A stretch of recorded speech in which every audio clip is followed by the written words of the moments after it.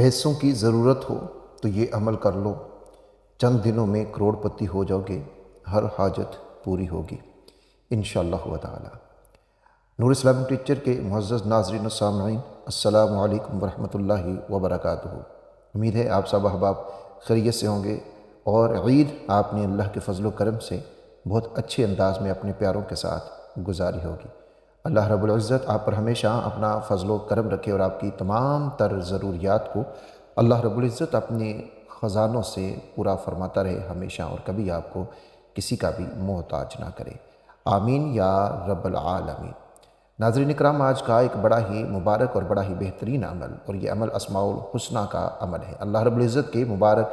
ناموں کا عمل ہے، اور اگر آپ اس کو کرتے ہیں تو جو میں نے یہاں پر لکھا ہے آپ کے سامنے، یہ بہت چھوٹی بات ہے۔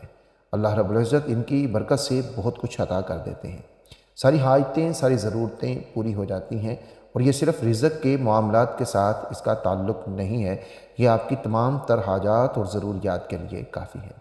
یہ عمل ایسے لوگوں کے لیے بھی ہے جو قرض کے حوالے سے خصوصاً بہت زیادہ پریشان ہوتے ہیں۔ آپ کو پتہ ہے کہ موجودہ حالات بہت زیادہ نازک جا رہے ہیں، اور اس میں جو مالی لحاظ سے پوزیشن ہے لوگوں کی، جو خصوصاً متوسط طبقہ ہے یا پھر اس سے بھی نچلا طبقہ ہے، وہ بہت زیادہ پریشان ہے۔ اور پھر ہمیں بسا اوقات کبھی کسی سے ضرورت پڑ جاتی ہے کچھ روپے قرض لینے کے لیے، اپنی ضروریات کو پورا کرنے کے لیے، لیکن پھر معاملہ یہاں تک آ جاتا ہے کہ ہمیں وہ قرض ادا کرنا بہت مشکل ہو جاتا ہے۔ ہم اپنے گھر کی ضروریات کو پورا کریں یا پھر وہ جو قرض ہم نے لے رکھا ہے اس قرض کو ہم واپس کریں، یہ ہمارے لیے ایک بہت بڑا چیلنج ثابت ہو جاتا ہے۔ اور پھر جن نے قرض ہمیں دیا ہوتا ہے، ظاہر ان کی ایک نیکی تو ہوتی ہے ہمارے اوپر کہ انہوں نے ہمیں قرض دے دیا، لیکن پھر اس کے بعد ان کو بھی ضرورت ہوتی ہے، تو وہ پھر جب اپنے قرض کی واپسی کا مطالبہ کرتے ہیں تو یہ مرحلہ ہمارے لیے سب سے زیادہ مشکل ثابت ہوتا ہے۔ ہم بڑی کوششوں کے باوجود بھی ہم وہ قرض ادا نہیں کر پاتے۔ ظاہر ایک آدمی کی جو محدود آمدن ہے وہ اپنے گھر کے اخراجات کو پورا کرے گا یا پھر وہ قرض واپس کرے گا، تو یہ بڑی مشکلات ہیں۔ تو ایسے لوگ جو قرض جنہوں نے لے رکھا ہے لیکن واپس کرنے کا، قرض کی ادائیگی کا ان کے پاس کوئی ذریعہ نہیں ہے، کوئی سبب ان کے لیے نہیں بن رہا، تو وہ اس عمل کو ضرور کریں۔ انشاءاللہ تعالی یہ عمل کرنے کی برکت سے چند دنوں کے اندر اللہ رب العزت ایسا فضل فرمائیں گے، ایسے رستے اللہ رب العزت کھول دیں گے کہ قرض چاہے وہ لاکھوں کا ہے، کروڑوں کا ہے، اس کو ادا کرنے کے اسباب پیدا ہو جائیں گے۔ اور یہ عمل ان لوگوں کے لیے بھی ہے جن کے پاس کسی طرح کی بھی کوئی جاب نہیں ہے، کوئی ذریعہ آمدن نہیں ہے، اور وہ اس میں بہت زیادہ پریشان ہیں کس طرح ہم اپنے نظام کو چلا سکیں، اپنے گھر کے جو معاملات ہیں ان کو کیسے ہم درست کر سکیں۔ تو وہ اگر اس عمل کو کرتے ہیں تو انشاءاللہ تعالی ان کے لیے بھی بہت ساری آسانیاں پیدا ہو جائیں گی، اسباب پیدا ہو جائیں گے، اور ان کی ضروریات بھی پوری ہوں گی، اور ان کے لیے اچھا کاروبار یا پھر اچھی نوکری وغیرہ کا بھی اللہ رب العزت کی طرف سے انتظام ہو جائے گا۔ اور پھر وہ لوگ جو کاروبار کے حوالے سے پریشان ہوتے ہیں کہ کاروبار تو ہے لیکن اس میں اس طریقے سے جس طرح ہونا چاہیے اس طریقے سے اس میں کوئی برکت نہیں ہے، یا پھر اس میں کوئی ترقی نہیں ہم کر پا رہے، تو وہ لوگ بھی اس عمل کو ضرور کریں۔ تو ناظرین اکرام، عمل کی طرف بڑھتے ہیں، اس سے پہلے اگر آپ چینل پہ نئے ہیں تو ہمارے چینل کو سبسکرائب ضرور کیجیے گا، اور ویڈیو کو آگے بھی شیئر کیجیے گا تاکہ کسی اور کا بھی فائدہ ہو سکے۔ معزز ناظرین و سامعین، ایک بات میں آپ کو اور یہاں پر بتاتا چلا جاؤں کہ جو بھی اعمال بتائے جاتے ہیں یہ سارے کے سارے اعمال قرآن مجید میں سے ہیں یا احادیث میں سے ہیں یا پھر بزرگان دین علماء کرام کے مجربات میں سے ہیں۔ ہم کوئی بھی عمل آپ کے ساتھ ایسا شیئر نہیں کرتے یا آپ کو ایسا کوئی بھی عمل نہیں بتاتے جو عمل قرآن و سنت کے خلاف ہو، یا اس میں کوئی ایسی چیز ہو جو قرآن و سنت کے خلاف ہے۔ اس لیے ان اعمال کو آپ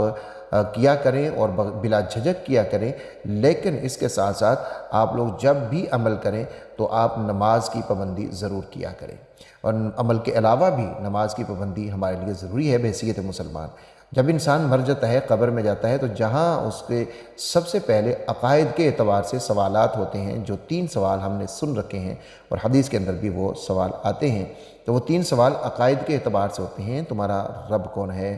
دین کون سا ہے، تمہارے نبی کون سے ہیں،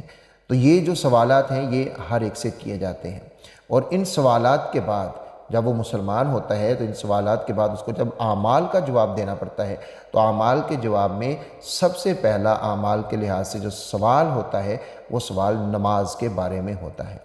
نماز پنجگانہ کتنی پڑھی ہے، فرائض کتنے پڑھے ہیں، تو یہ سوال ہوتا ہے عقائد کے بعد۔ تو اعمال کے اندر جو سب سے پہلی چیز ہمارے اوپر ہے اور جس کا سب سے پہلا ہمارے لیے سوال ہوگا وہ نماز ہوگی، اور حدیث شریف میں آتا ہے رسول اللہ صلی اللہ علیہ وآلہ وسلم نے بھی یہی ارشاد فرمایا، جس کا مفہوم یہی ہے کہ اس سے سوال ہوتا ہے نماز کے بارے میں۔ اگر نماز پوری ہو جائے، نکل آئے، تو پھر باقی اعمال میں بھی اس کو کچھ نہ کچھ فائدہ ہو جاتا ہے اور رعایت آ جاتی ہے۔ ظاہر ہے ایک بندہ جو پنجگانہ نماز کو پابندی کے ساتھ ادا کرتا ہے تو اس کے لیے دوسرے معاملات کو کرنا بھی آسان ہو جاتا ہے۔ اس لیے اعمال، وظائف جتنے بھی آپ کرتے ہیں ان کے لیے جو پہلی چیز ہوتی ہے وہ نماز کی پابندی ہوتی ہے۔ تو نماز کی پابندی آپ نے ضرور کرنی ہے، اور روزانہ کچھ نہ کچھ قرآن مجید کی تلاوت کیا کریں، اور صدقہ و خیرات کو بھی اپنا معمول بنائیں۔ صدقہ و خیرات ضرور کیا کریں، جتنی آپ کو توفیق ہے اتنا آپ نے صدقہ و خیرات کرنا ہے، چاہے آپ روزانہ 10 روپے ہی کیوں نہ کریں، چاہے آپ 20 کریں، یا جتنی آپ کو توفیق ہے اتنا آپ نے صدقہ و خیرات ضرور کرنا ہے۔ اب عمل آپ نے کیا کرنا ہے؟ آپ نے رات کے وقت باوضو ہو جانا ہے، عشاء کے بعد سونے سے پہلے باوضو ہو جانا ہے، اور آپ کا لباس بھی پاک ہونا چاہیے، اور جس جگہ پر آپ بیٹھ رہے ہیں وہ جگہ بھی پاک ہونی چاہیے۔ بہتر تو یہ ہے کہ آپ ایک جائے نماز منتخب کر لیں اس کام کے لیے کہ میں نے اس جائے نماز پر بیٹھ کر یہ عمل کرنا ہے، اور اس کے علاوہ اگر آپ جائے نماز اس کے لیے خاص نہیں بھی کرتے تو بھی آپ یہ عمل کر سکتے ہیں، لیکن بہتر یہی ہے کہ آپ ایک جائے نماز اس کے لیے خاص کر لیں کہ میں نے اسی جائے نماز کے اوپر بیٹھ کر یہ عمل کیا کرنا ہے، اور یہ عمل کرنا رات کو ہی ہے، سونے سے پہلے آپ نے کرنا ہے۔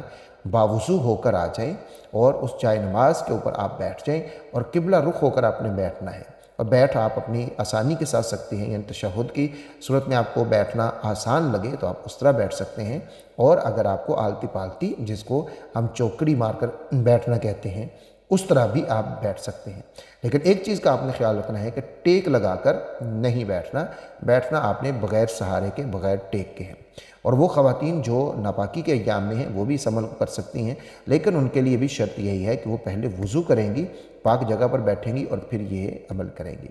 آپ بیٹھ کے اول آخر آپ نے 11 مرتبہ درود ابراہیمی پڑھ لینا ہے۔ اگر درود ابراہیمی نہیں پڑھنا تو آپ کوئی بھی مختصر درود بھی پڑھ سکتے ہیں، لیکن افضل یہی ہے کہ آپ درود ابراہیمی 11 مرتبہ پڑھ لیں۔